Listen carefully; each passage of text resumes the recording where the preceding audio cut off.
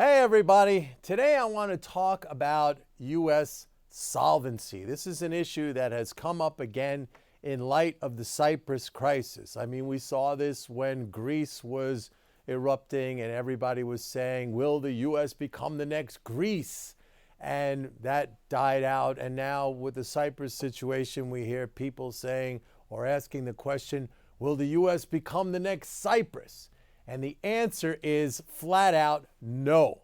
But I want to deal with this issue of U.S. solvency or insolvency, as some people are saying that the U.S. faces a solvency crisis, that it could eventually become insolvent, unable to pay its debts, pay its bills, and that is absolutely false. Now, when people say this to me, I ask them very simply, will the United States run out of dollars? Will we run out of dollars? Because if we run out of dollars, then yes, there is the chance that we can become insolvent as a nation or bankrupt. We won't be able to pay our bills. But will the United States run out of dollars? It's a very simple question. And the answer is also very simple. The answer is no. It is impossible. As the monopoly issuer of the United States dollar, the United States of America will not and cannot run out of dollars. Therefore, the United States, due to the fact that all of its debts or liabilities are denominated in its own currency, the US dollar, the United States can never become insolvent. It can never go bankrupt as a nation. I mean, that should be very obvious. The fact that we're even having this discussion is very surprising to me. It's very shocking. I mean, we cannot run out of dollars. Now, I hear already some of you saying, well, yes, that's just printing money and that's going to debate. I'm going to get into that in a second. But first, let's understand one thing.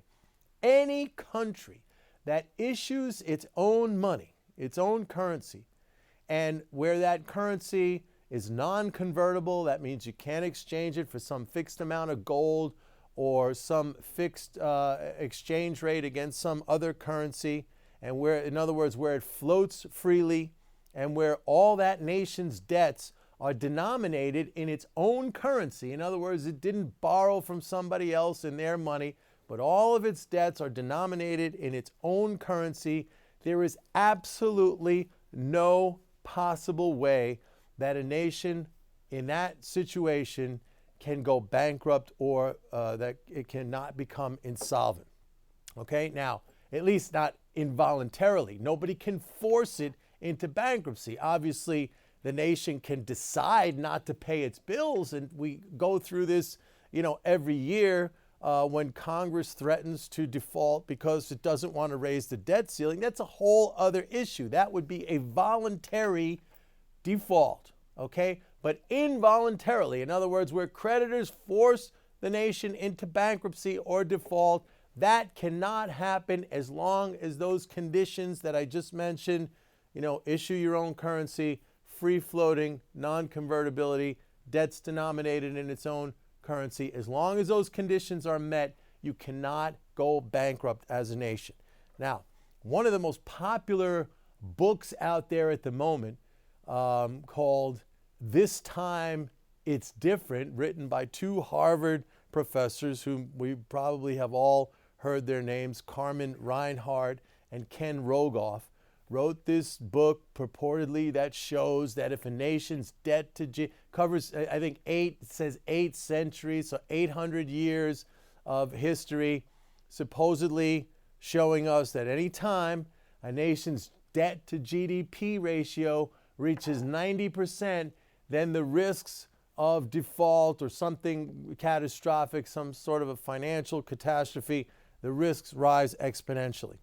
Well, I guess Reinhardt and Rogoff missed the Japan situation where the debt to GDP ratio is now 250%, and 10-year Japanese government bonds, the yield on those bonds are still below 1%, and they've been that way for years and years and years, even as the debt has gone up. The problem with the Reinhardt-Rogoff book is that it is fraught with bad examples. There is not one country that is analyzed in that book that has the conditions that I mentioned before. And you want to know why?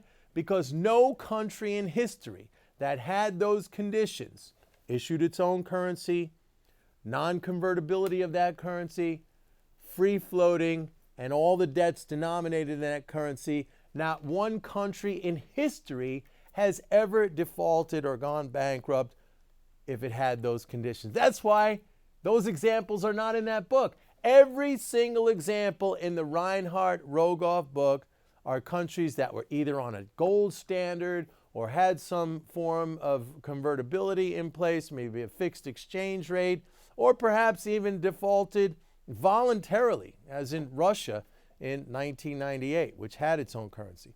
Now, some people ask me about, well, what about Argentina? Argentina has its own currency and it's having debt problems right now. Well, yes, because Argentina's external debt is all denominated in dollars. This is what happens if you borrow in somebody else's currency, then you set yourself up for problems. But internally, where all of Argentina's debts are denominated in pesos, no problem meeting its liabilities there. It could pay the country can pay Social Security. It could pay worker salaries, government worker salaries. It could pay interest on Argentine bonds. No problem whatsoever. It's when you borrow in someone else's currency. Now, let's get to the topic of the printing money, which we hear, that people will admit, okay, you can't run out of dollars, but if you're just going to print them willy-nilly, that's going to cause inflation, maybe even hyperinflation like Germany, the Weimar Republic, etc. That is all wrong too. It's a very naive and simplistic analysis. It assumes that it's all about the quantity of money, but we know that the prices of goods and services are also determined by the quantity of those goods and services and also the velocity of money or the rate at which it is spent. So, if the quantity of money goes up, but at the same time, the amount of goods and services produced increases, or I should say, or the velocity of money stays constant or declines, then the price level will either stay the same or go down despite the fact that we have more money.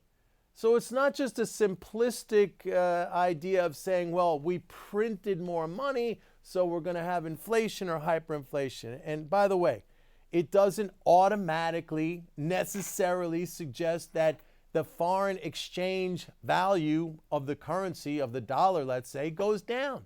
Because as the economy grows, the demand for that currency as a unit of exchange in commerce increases, right? More goods and services produced, more people want to transact business. The demand for that currency as a unit of transaction goes up. In addition, as the economy grows, the nominal amount of taxes collected by the government goes up. And we're going to need those dollars or that currency to satisfy those tax liabilities because that's the only way you can do it. So this argument about potential insolvency of the United States, it's a ridiculous argument. Look, in 1980, the national debt was $800 billion and interest rates were 20%. Today, the national debt is $16.7 trillion and interest rates are 0. Let me ask you something. Don't you think somewhere along the way, if there were really a debt problem, that the markets would have given us some indication of that by now?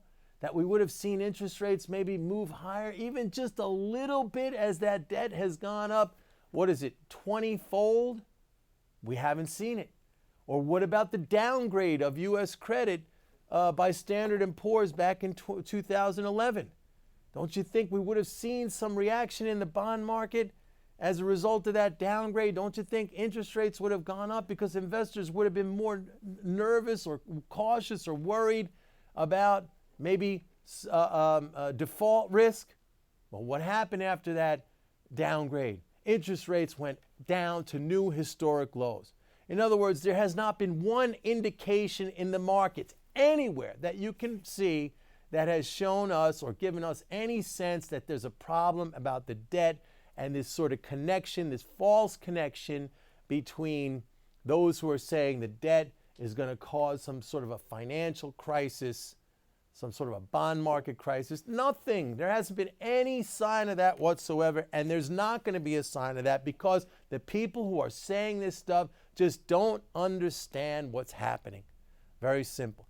And to those who think there's a bond bubble and that rates are going to spike, I'll say this. I'll go on the record as saying this. I predict that interest rates are going to stay at zero forever. That's it. They're just going to stay down here at zero. Why? Because now, as our new fiscal policy is austerity, we're guaranteed to have slow economic growth as far as we can see. And there's no way that interest rates are going to rise in that environment.